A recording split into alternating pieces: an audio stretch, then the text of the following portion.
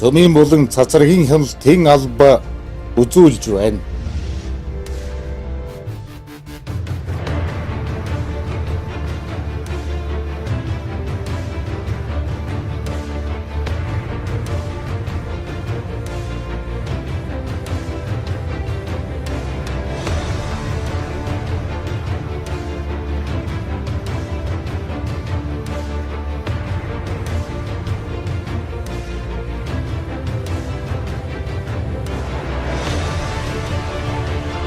Цацраг гэж ярихаар хүмүүс хамгийн түрүүнд цөмийн бөмбөг, аатан цагаалгаас ганц зэрэг аюултай хортой гэдэг талаас нь төсөөлж болгоомжилж эхэлдэг. Гэтэл бид өдөрөөр цацрагийн шаардлагад өртөдөг гэвэл та итгэхгүй. Учир нь цацраг гэдэг зүйл маань хөрс, агаа, ус, хүрээлэн байгаа орчин хүнсний бүтээгт хүндэж тодорхой хэмжээгээр байдаг зүйл. Мөн цацрагийг бид эрүүл мэнд, дайж ухай, аж үйлдвэр гэх мэт олон салбарт үр ашигтай хэрэглэж байна. Цацрагийн тунг хэвийн хэмжээнд байлгаж аюулгүй нөхцөлд хэрэглэж чадвал тийм аюултай зүйл биш. Цацрагийн аюулгүй байдлыг хангуулах энэ чухал ажлыг үеийн цөмийн болон цацрагийн хяналтын улсын алба 40 жилийн турш амжилттайгаар хэрэгжүүлж ирлээ.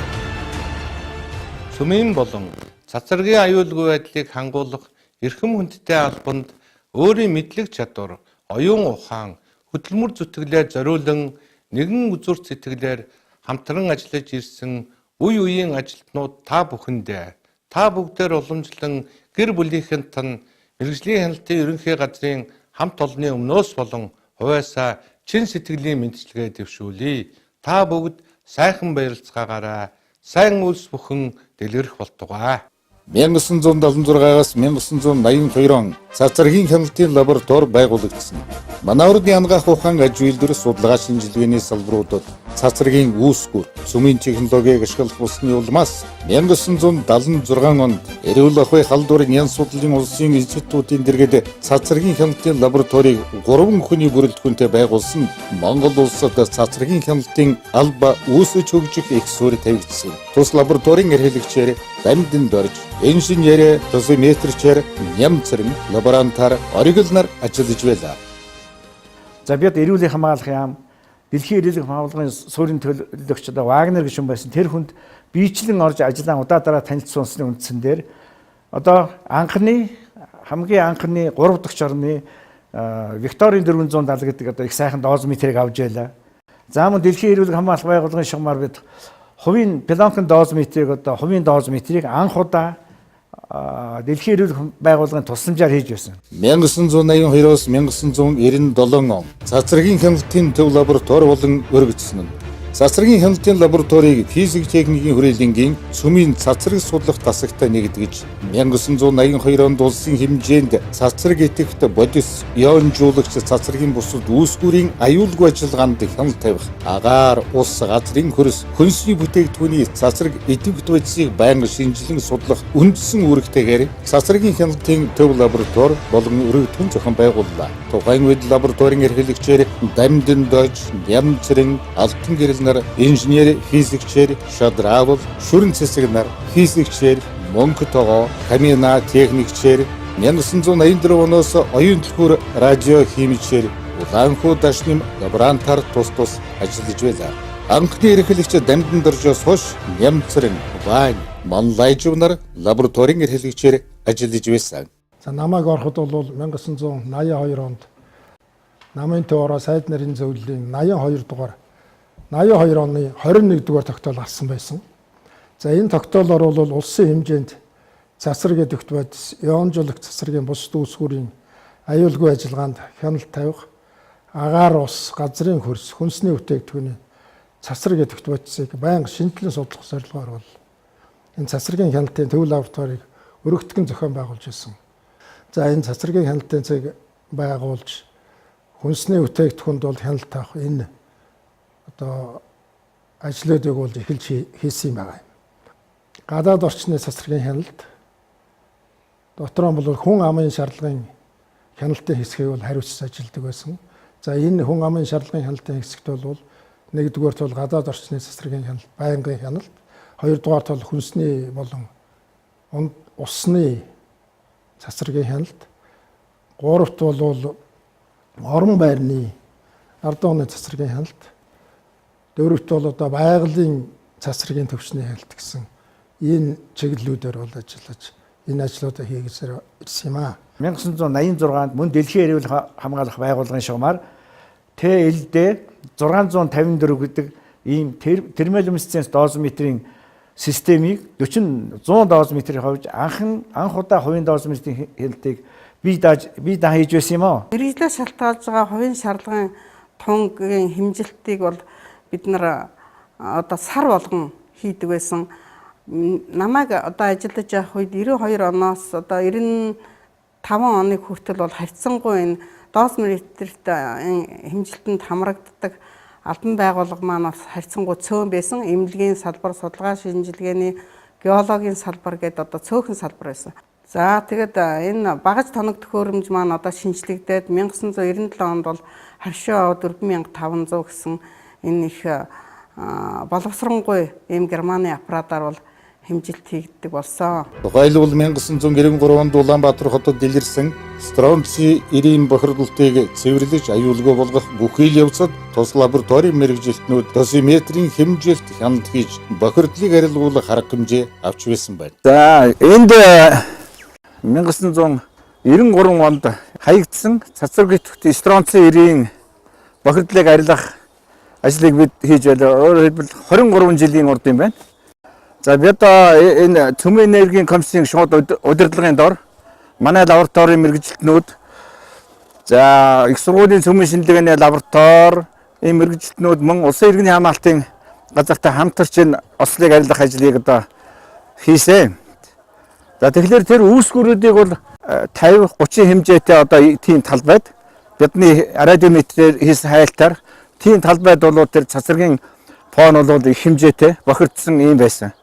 90 орчим 200-ын пошконд хийж стопонд битүүнлээд стопонтоор шилжүүлсэн.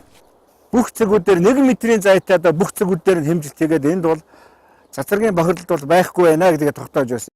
За одоо бол ингээд фон хэмжихэд бол хэвэн байна. 1997-оос 2002 он цацрагийн хяналтын алба байгуулагдсан.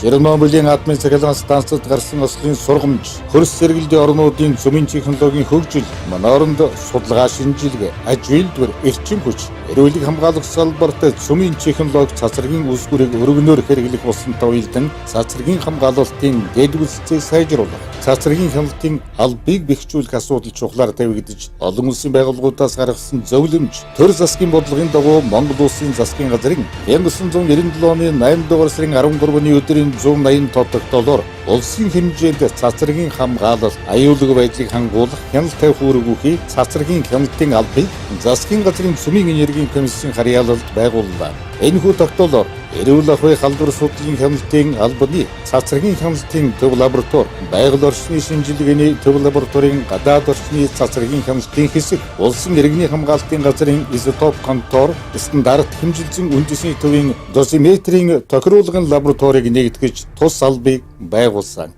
Энэ өргөн бүрэлдэхүүнтэй албаны дараагаар ган зориг маллайжв нар ажиллаж байсан юм. Тэгэхээр Монгол Улсын цацрагийн хяналтын энэ хүүсэл хөгжил бол за төр засгаас удаа дараатай арга хэмжээг авснаас гадна бас олон улсын байгууллагын тосон дэмжлэг их чухал үүрэгтэй байсан.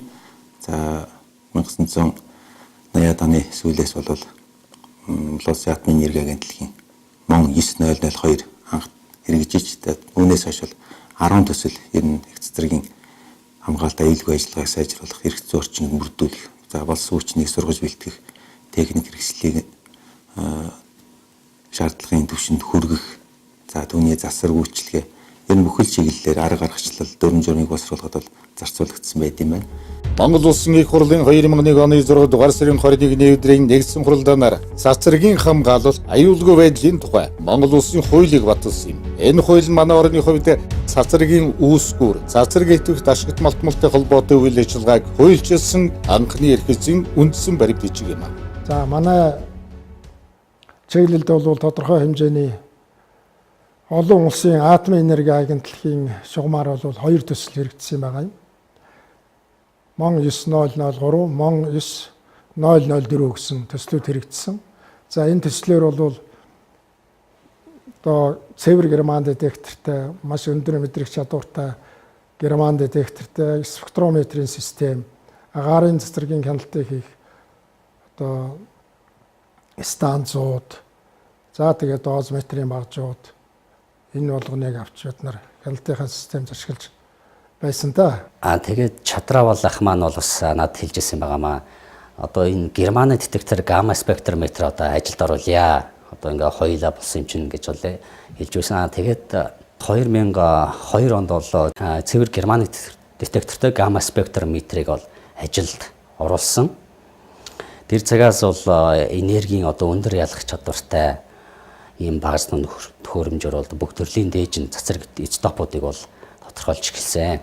2003-аас 2008 он боловсрол соёл шинжилх ухаан цацраг тусгай хяналтын алба болон өөрчлөгдсөн нь Монгол Улсын их хурлын 2002 оны 58 дугаар тогтоолоор Сүмийн энергийн комиссийн дэргэдэх цацрагын хяналтын улсын албыг улсын мэргэжлийн хяналтын газрын бүтцэд шилжүүлсэн бөгөөд 2003-аас 2008 онуудад боловсрол соёл шинжилх ухаан цацраг тусгай хяналтын алба нэртэйгээр үйл ажиллагаа явуулж байсан байна. За Улаанбаатар хотод бол мөн энэ үед бол агаарын дундас тоосон зэрэг сордог тусгай төхөөрөмжийг бол олон улсын атомын энерги агентлагийн МОН 9003 гэсэн төслийн хүрээнд бол бид нар авсан.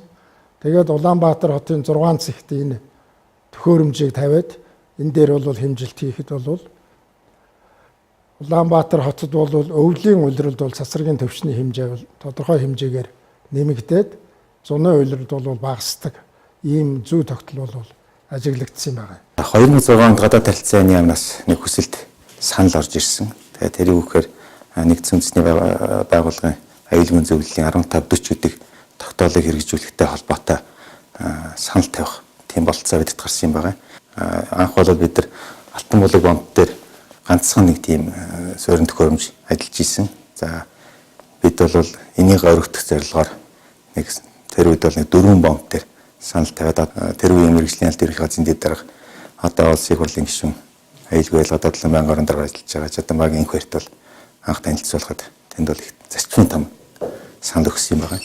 Хэрвээ бид нар энэ улсын хэмжээнд байнгын ажиллагаатай бүх фонд дээр тавьж иж энэ 15 гэсэн тогтоолыг бол хэрэгжүүлэх нөхцөл бүрдэн тэр бид нар 14 бонд дээр тавья гэдэг санал тавьж 14 хүн ширхэг одоо тоног төхөөрөмжийн саналыг бол оруулж ирсэн.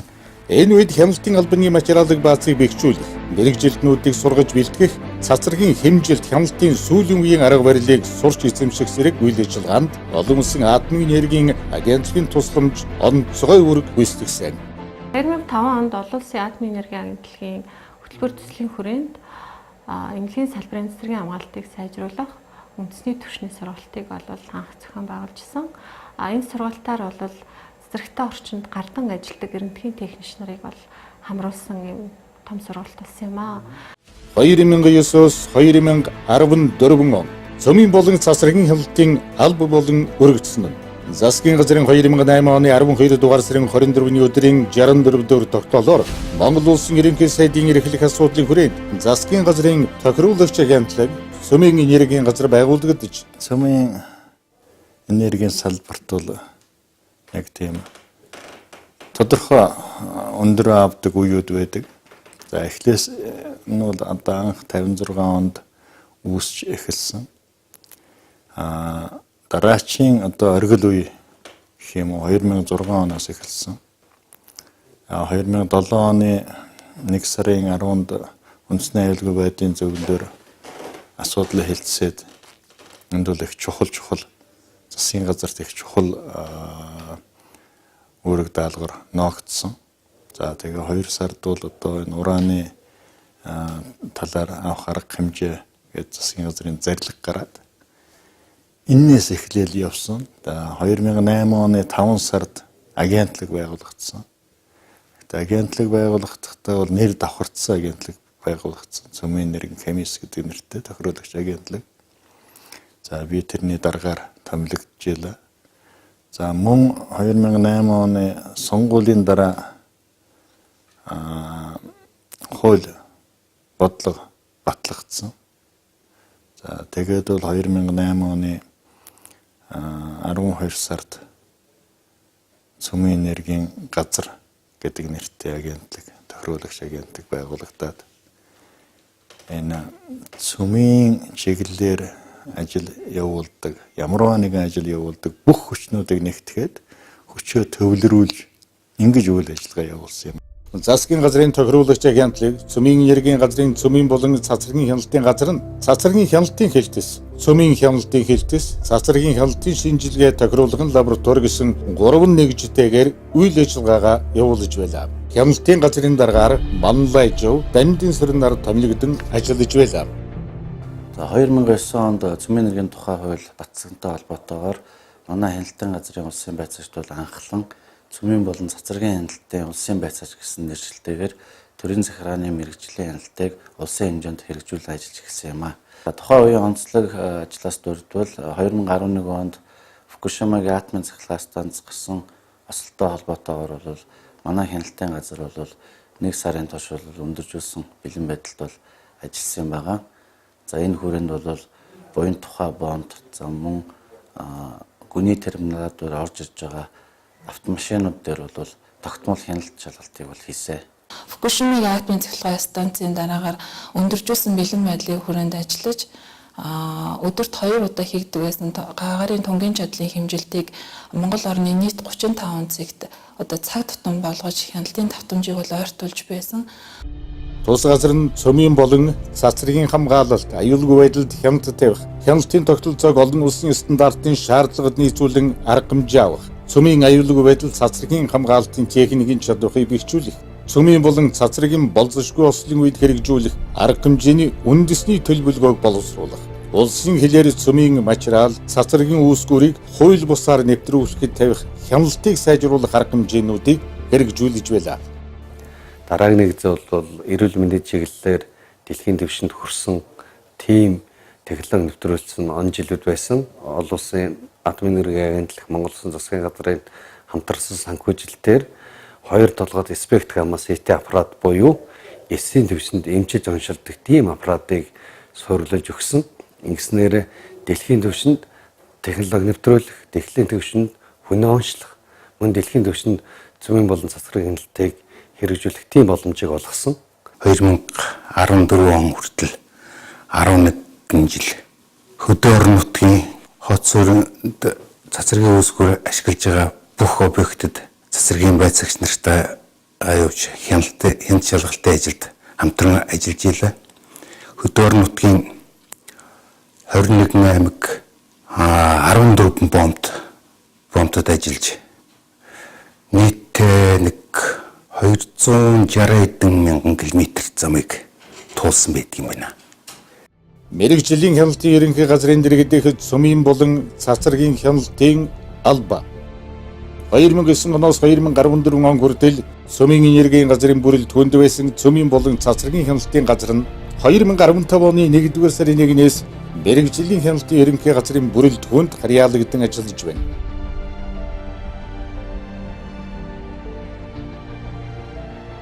Тэгэхээр анх 1976 онд энэ хяналтын чиг үүргийг хэрэгжүүлдэг хяналтын байгууллага маань бол 3 хүний бүрэлдэхүүнтэй байгуулагдчихсан бол одоо 30 гаруй байцаагч мэргэжилтэнтэйгээр энэ чиглэлийн хяналтыг хэрэгжүүлж гүйцэтгэж байгаа. Хяналтын ерөнхий газар, цөмийн болон цацрагийн хяналтын газар гэсэн нэгж ажиллахаас гадна нийслэлийн мэргэжлийн хяналтын газарт цөмийн болон цацрагийн хэлтс шинээр байгуулагдаж ажиллаж байна. За хүнсний аюулгүй байдлын үндэсний лавлгаа лабораторийн харьяанд салбарын маань чиглэлийн лаборатори ажиллаж байгаа.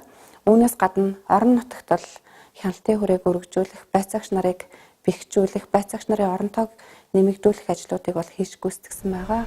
Цөмийн энергийн тухай хуулиар хүлээсэн чиг үүргийн дагуу цөмийн болон цацрагийн хяналтын улсын байцаагчид нь цацраг идэвхт ашигт малтмалын хайгуул судалгаа болон цацрагийн үүсгүүрийн ашиглалтын явцад цөмийн болон цацрагийн аюулгүй байдлыг хангах, хүн ам байгаль орчныг яонжуулагч цацрагийн сөрөг нөлөөллөөс хамгаалах чиглэгдсэн төрийн захиргааны мэргэжлийн хяналтыг хэрэгжүүлж байна. Ерөнхий газрын цөмийн хяналтын хэлтс нь бол цацраг идэвхт ашигт малтмалын чиглэлээр үйл ажиллагаа болж байгаа аж ахуйн нэгж байгууллагууд бол цөмийн энергийн тухай хууль болон бус талбай дэх хуулийн хэрэгжилтэд хяналт авч ажилладаг. Үйлдвэрлэлийн процессыг одоо хянах, төвшин нягт хэмжих зорилгоор одоо баяжуулах, боловсруулах үйлдвэрлэлүүд бол цацрагын үсгүүрийг одоо ашиглаж байдаг. За эдгээр байгууллагуудад бол цэцэрлэгийн хамгаалалт аюулгүй байдлын холбогдлолтой хууль дүрм тогтоомжийн одоо хэрэгжилтийг хангуулах мөн олон улсын атомын энерги агентлагаас гаргасан зөвлөмж заавар удирдамжийн дагуу цэцэрлэгийн үүсгүүр ашиглалтын үеийн одоо аюулгүй ажиллагааг хангуулах хяналт тавиа ажиллаж байна. Мэргэжлийн шаардлагын хувийн төнгийн хяналтын чиглэлээр нийт хот хөдөө орон нутгийн 179 байгууллагын 1195 ажилтныг хяналтанд хамруулад байна. Үүнээс 19 байгууллагын 26 зэрэгтэй ажиллагчид нэмэлт шаардлага илэрсэн. Үүнийг тухай бүрд нь арга хэмжээ авч ажилласан. Манай Монгол улсад 2008 оноос эхлээд Монгол улсын хилийн 15 бомбот цэцэрлэгийн хяналтын төхөөрөмжөд суурилуулсан. Нийт 80 төхөөрөмж суурилуулсан. За цаашид энэ хөтөлбөр маань үргэлжилж одоо шинээр барьж байгаа хүчгийн хөндөд барьж байгаа нисэх онцны бодолд цэцэрлэгийн хяналтын төхөөрөмж бас нэм суурилуулах гад ерөнхийдөө судалгааны ажил нэгдсэн цаашдаа ажил явагдаж байгаа. Нийслэлийн мэргэжлийн хяналтын газрын чиг үүрэгт цөмийн цэцэрлэгийн хяналтын аюулгүй байдал нь 2015 оны 3 дугаар сарын 5-ны өдрийн 105 доод тушаалаар цөмийн болон цэцэрлэгийн хяналтын эхлэлц нэртэйгээр байгуулагдсан үйл ажиллагаагаа явуулж байна. Цэцэрлэгийн хяналтын лаборатори нь бол үндсэн 3 чиглэлээр үйл ажиллагаа явуулж байгаа. За хүнс гадаад орчны шинжилгээ, уул уурхай барилгын материал, орон байрны ард оныг хэмжих буюу хүн амын шалгын хяналтын чиглэлээр үйл ажиллагаа явуулж байна. Мөн эмнэлгийн шалгын чиглэлээр болохоор эмнэлгийн эмнэлгийн аппаратууд дах чанарын хяналт баталгаажуулалт хийх, хэмжилт хийх. За мэргэжлийн шалгын хяналтын чиглэлээр болохоор хувийн мэргэжлийн шалгын хувийн төнгийн хяналтын үүрэг гүйцэтгэж явж байна. Мөн ажлын байрны ард оны хэмжилт хийж байна. Ажлын байрны хяналт хэмжилтүүдийг хийж явж байгаа. Олон улсын атомын энерги агентлагийн төсөл хөтөлбөрийн хүрээнд бол 2 тэрбум төгрөгийн багш тоног төхөөрөмжөөр шинжилэгдэж хамгийн сүүлийн үеийн гамма спектрометрийн систем, бусад тоног төхөөрөмж, рентген спектрометр, альфа спектрометр гэх мэтлэн орчин үеийн багш тоног төхөөрөмжүүдээр хангагдсан байгаа. Энэ салбарын үе үеийн ерөнхий байцаагчаар Ган Зориг, Манлайжуу, Батбаатар, Ширв, Дам, Баасан, Энкбат, Тэгсвэр, Ард Насид, Шарв доржноор ажиллаж байлаа. Цэцэрлэгийн хяналтын албаны маань Монгол улсын том чухал байгууллага. Энэ нөхөдөд энэ цаана байгууллага нь 40 жилийнхээ ойг тэмдэглэх түүхэн өдрөөр болж байгаа байна. Амжилт хүсье өнөртэй. Та нарын маш том ирээдүй байна. Баярлалаа.